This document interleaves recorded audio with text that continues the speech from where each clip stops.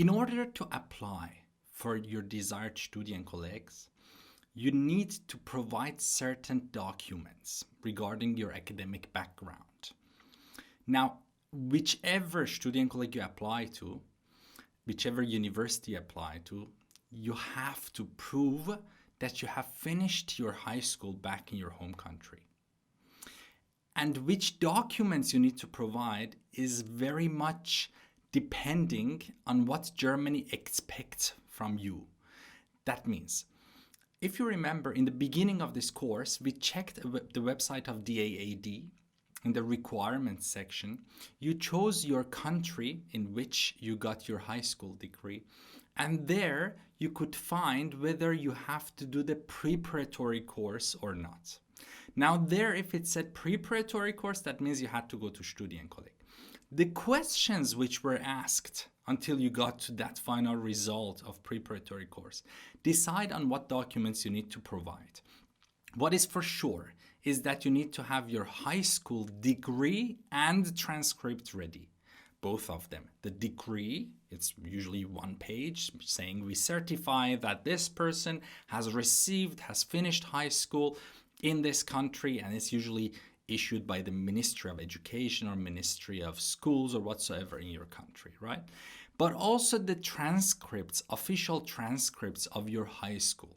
Usually the last couple of years count, not only the very last year, but usually the last couple of years. That depends on your home country's educational system. From some of you, the German system also asks to provide the university entrance test results.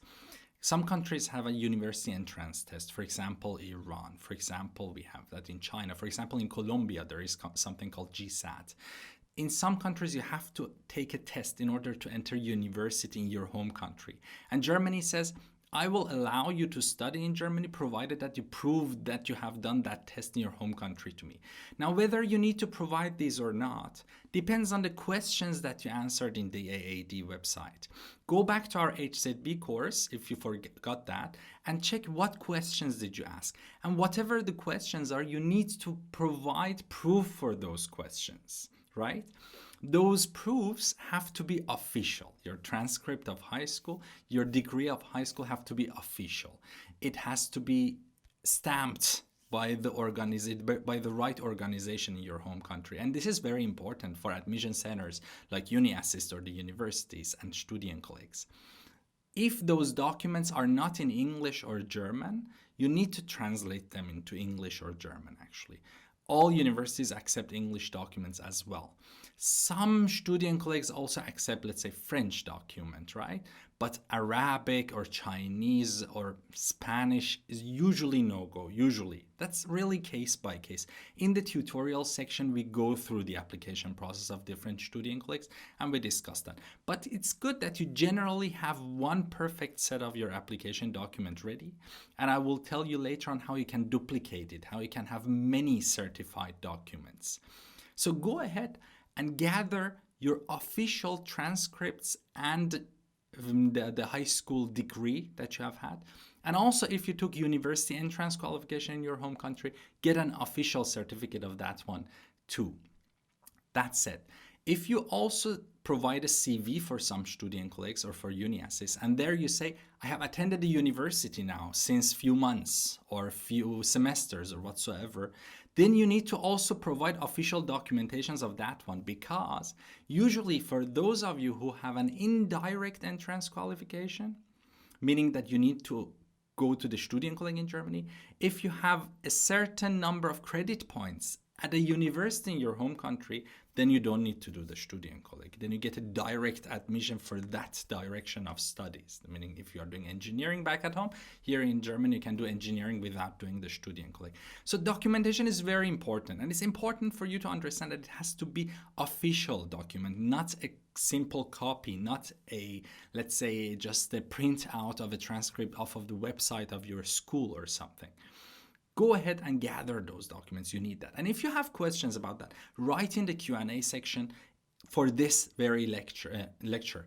Ask that. Ask, I'm from this and that country, I have this and that. Other students in the course and myself will answer that question. That's it.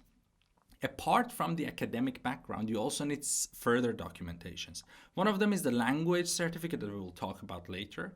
But some Studienkollegs and universities want you to have a CV. The CV needs to be very simple, containing your personal information, first name, last name, date of birth, email address, maybe a photo, and your address, postal address. And then academic tile where you say what you have studied at high school and so on, with your grades, with the name of your school, with the dates most importantly. And also if you have some work experience, you can add that to your CV. And also your level of languages and skills and hobbies, you can add that. I can provide you with a sample CV in the course. I will attach it to the resources of this section so that you see how a CV can look like and play around with it and change it and make it yours. But you don't need to provide a CV for all Studienkollegs and universities. Check that, and in the tutorial section we talk about it for which Studienkollegs you need to provide a CV. So don't provide it if you're not asked for, right? That's unnecessary. Some universities and Studienkollegs ask for a copy of the first page of your passport. That is harmless. Provide it to everyone. Why not, right? And apart from that, apart from these, what I said, you don't need anything. That's usually, and there is some application fee that is dependent on the university and Studienkolleg. But the most important thing is that you understand that you need to have finished high school and you need to have official transcripts and degrees from your high school. Later on, I will tell you about the translation and also the certification of the copies of that translation, because you want to apply for many Studienkollegs probably, and you need to have several sets of documents which are certified, not simple copies. That's called beglaubigte Kopie. So that means certified copies, true copies. I'll talk about that later.